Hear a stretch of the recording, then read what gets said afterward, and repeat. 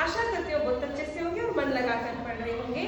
चलिए हिंदी को आसानी से सीखें। कक्षा 8 पाठ 4 स्वदेश प्रेम शब्दों की समझ देखेंगे बच्चों। जननी यानी माँ, प्रपिता यानी दादा, क्षमता योग्यता, कृपण यानी कंजूस, सर्वस्व सब कुछ, अतीत बीता हुआ समय, संपदा यानी संपत्ति ऐश्वर्य, चिर संचित यानी लंबे समय से इकट्ठा किया सोचा हुआ, गौरव महानता अस्तित्व होने का भाव, दरकना यानी दरार पड़ना, कगार यानी किनारा, पतन यानी गिरावट। मुहावरे देखेंगे बच्चों। मुहावरे देखेंगे। तारीफ के पुल बांधना यानी प्रशंसा करना, दांतों तले उंगली दबाना, हैरान रह जाना, जान पर खेलना यानी साहसिक कार्य करना, खून के आंसू रोना, बहुत दुखी होना, अपना उल्लू सीधा करना यानी मतलब पूरा करना यानी मतलबी, मुंह मोड़ना यानी उपेक्षा करना। पाठ का सारांश देखेंगे। प्रस्तुत पाठ आचार्य चतुर सेन द्वारा रचित है, जिसमें लेखक ने अपने स्वदेश प्रेम की भावना को व्यक्त किया है। लेखक बताते हैं कि उनमें स्वदेश प्रेम की भावना उनके पूर्वजों की देन है। धरती से मिलने वाली सुख सुविधाओं के कारण लेखक अपने को धन्य मानते हैं और अपने को देश का पुत्र मानते हैं। लेखक देश के इतिहास का स्मरण करते हैं। जब भारत को सोने की चिड़िया कहा जाता था, लेखक ने मनुष्य की स्वार्थ भावना के कारण देश और धरती की दुर्दशा बताई है। दुर्दशा बेमौसम बरसात, महामारियां, ऋतु चक्र के बिगड़ते संतुलन से लेखक बहुत दुखी है। लेखक मानव जाति को सही मार्ग पर लाना चाहते हैं, जिससे देश और धरती की स्थितियों में सुधार हो सके, लोग देश के हित के लिए अपने कर्तव्यों का पालन कर सके। लेखक देश के लिए कुछ भी करने को तैयार हैं। वे देश को हर पथ पर विजयी देखना चाहते हैं। मौखिक देखेंगे। पहले लेखक ने नदियों को मैली क्यों कहा है? लेखक ने नदियों को मैली इसलिए कहा है क्योंकि वे प्रदूषित हो रही हैं। दूसरा है बच्चों, मेरे माता पिता अब नहीं है, पर मैं अपने को अनाथ क्यों कहूँ? लेखक क्या कहना चाहते हैं? वे देश को पूज्य मानते हैं, अपना पालक पोषक मानकर स्वयं को देश की गोद में पाते हैं। तीसरा प्रश्न है बच्चों, कश्मीर की घाटी खून के आंसू क्यों रोती है? कश्मीर की घाटी में हिंसा की घटनाएं वहाँ के निवासियों का जीवन दुभर कर रही है, इसी कारण वह खून के आंसू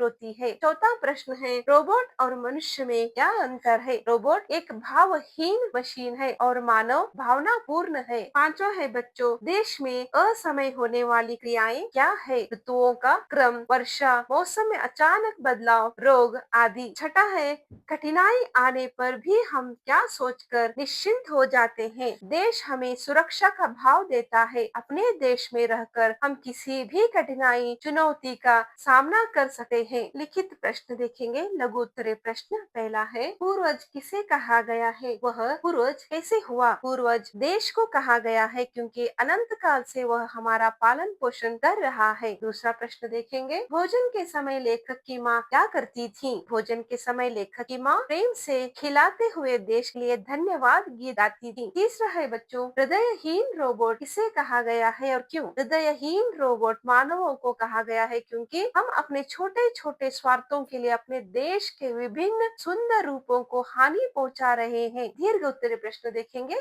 पहला है, देश की कौन सी विशेषताएं सुनकर लेखक का बचपन बीता? लेखक के माता पिता सदा देश की प्रशंसा करते थे। वे देश की धरती के भोजन और फलों आदि खाद्य पदार्थों के लिए सदा धन्यवाद करते थे। देश की इन विशेषताओं को सुनकर लेखक का बचपन बीता। लेखक ने स्वदेश के गौरव में अतीत के अनेक उदाहरण दिए हैं। किन्हीं तीन का उल्लेख कीजिए। स्वदेश के गौरव में अतीत के तीन उदाहरण है। पहला है, देश सोने की चिड़िया कहलाता था। दूसरा है, देश पर प्राण न्यौछावर करने वाले वीर थे। तीसरा है, नदियां पवित्र और स्वच्छ थीं। तीसरा प्रश्न है, संजीवनी बूटी क्या है? लेखक ने इसका उल्लेख यहाँ क्यों किया है? संजीवनी बूटी औषधीय गुणों वाली एक वनस्पति है। उससे अनेक रोगी स्वस्थ हुए हैं।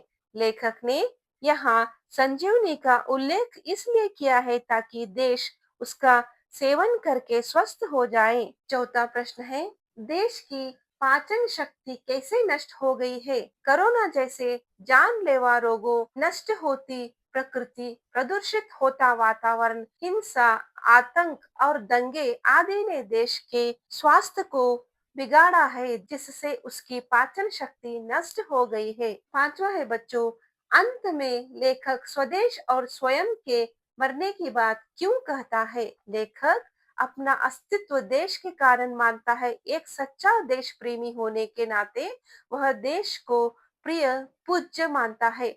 जब तक देश की गरिमा है तब तक लेखक सुरक्षित अनुभव करता है। इस कारण उसे लगता है कि स्वदेश की दुर्दशा उसका भी अंत है। अर्थ ग्रंथ संबंधी प्रश्न देखेंगे। उचित विकल्प पर सही का निशाना लगाइए। पहला है, तुम्हारी दी हुई संपदा पर हमारे स्वार्थ के अजगर लिपटे हैं का आशय है। इसके अंदर पहला उत्तर सही है, यानी हम देश की प्राकृतिक संपत्ति को हानि पहुंचा रहे हैं। ख का देखेंगे बच्चों, तुम्हारी ही गोद में तो गंगा जमुना सभ्यता किलोरे लेती थी का आशय है। इसके अंदर दूसरा उत्तर सही है, यानी गंगा और जमुना नामक नदियों के किनारे हमारी सभ्यता का जन्म हुआ। दूसरा प्रश्न है, तुम पर होते भेदभाव की कुल्हाड़ी की धार इतनी पैनी है।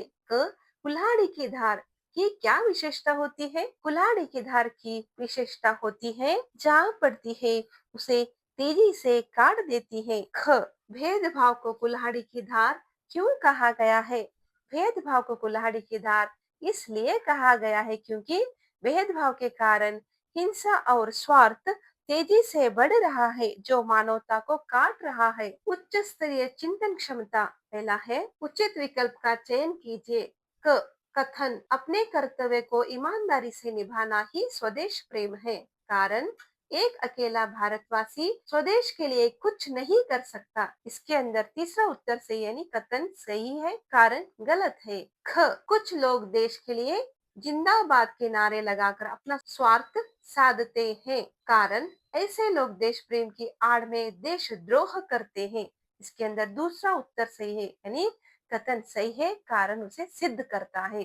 क, स्वदेश प्रेम के लिए क्या कितना महत्व रखता है? जिस मातृभूमि में मैंने जन्म लिया है वह मुझे सबसे प्रिय है। मेरे पूर्वजों ने प्राण देकर इसकी रक्षा की है। हमारे शास्त्रों में स्वदेश को माँ माना गया है जो स्वर्ग से भी बढ़कर है। विदेश में घूमने जाना तो ठीक है लेकिन अपने देश में रहकर उनके हित के लिए कार्य करना ही मेरे जीवन का उद्देश्य रहेगा। ख, मैं स्वदेश के लिए क्या कर सकता हूँ अथवा कर सकती हूँ? एक छात्र होने के नाते मुझे अपने सभी कार्य और कर्तव्य ईमानदारी से निभाने हैं और अपने सभी साथियों को इसकी प्रेरणा देते रहना है। स्वदेश की रक्षा और विकास के लिए हम सब नागरिकों को आदर्श देशवासी बनना। एक छात्र होने के नाते मुझे अपने सभी कार्य और कर्तव्य ईमानदारी से निभाने हैं और अपने सभी साथियों को इसकी प्रेरणा देते रहना है। स्वदेश की रक्षा और विकास के लिए हम सब नागरिकों को आदर्श देशवासी बनना होगा। कठिनाई में एक दूसरे की मदद करने, निरक्षरता को दूर करने, प्रदूषण कम करने आदि की दिशा में हमारे छोटे छोटे कदम भी बहुत प्रभावशाली सिद्ध होंगे। ग देखेंगे, क्रिटिकल थिंकिंग। मेरे वश में हो तो मैं क्या समाप्त अथवा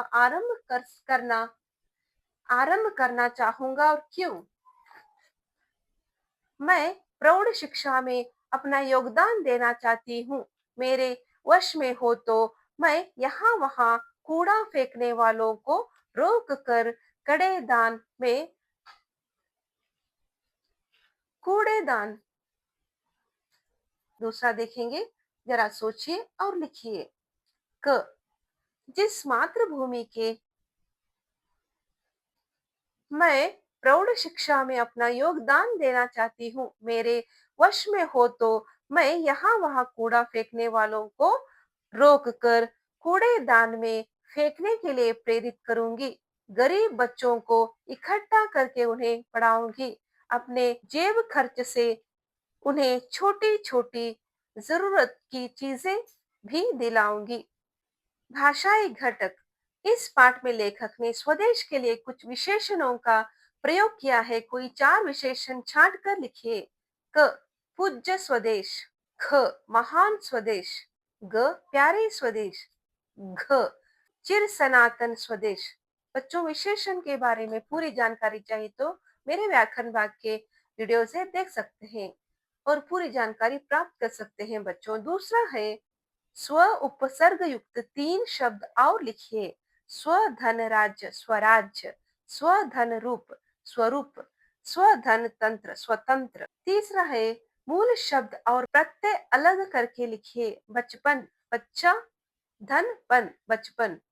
सभ्यता सभ्य, धनता सभ्यता। रसीला रस, धन हीला रसीला। रंगीन रंग प्लस ईन रंगीन। चौथा है पर्यायवाची शब्दों का कौन सा जोड़ा सही नहीं है, उस विकल्प पर गलत का निशाना लगाइए। क के अंदर पहला सही नहीं है यानी मार्ग गली। ख विपिन विपिन्न, ये गलत है, दूसरा गलत है। ग में चौथा गलत है यानी धरती धारा। घ उत्तर सही गलत है यानी संध्या निशा। ङ तीसरा उत्तर गलत है यानी तटिनी लहरी। पांचवा है बच्चों विलोम शब्द लिखे। अनाथ सनाथ, जीवन मरण, स्वार्थ परार्थ, स्वामी सेवक। मधुरता कटुता, मिठास कड़वाहट, स्वदेश विदेश, प्राचीन नवीन। छठा है अशुद्ध वाक्यों को शुद्ध रूप में लिखिए। क शाबाश, तुम रोते भी हो, अरे अच्छा तुम रोते भी हो। ख हम कौन की गोद में खेलें, हम किसकी गोद में खेलें। ग तुम्हारी जय सदा हो, तुम्हारी सदा जय हो। घ जो गया वैसे गया, जो गया सो गया।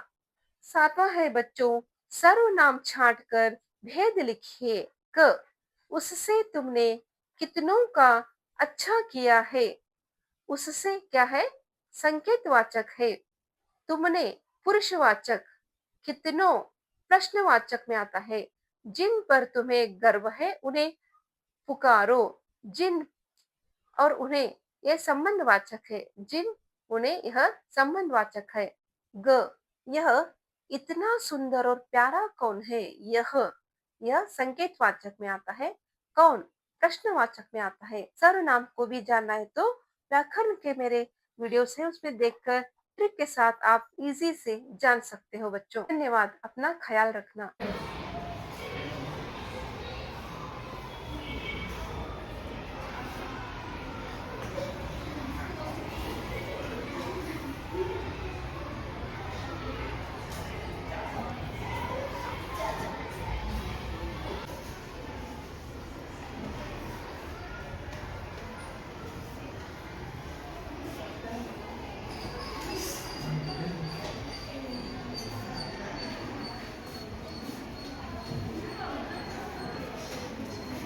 तो बच्चों ये वीडियो आपको कैसा लगा? अगर अच्छा लगा तो लाइक शेयर कमेंट और सब्सक्राइब करना न भूलें। धन्यवाद।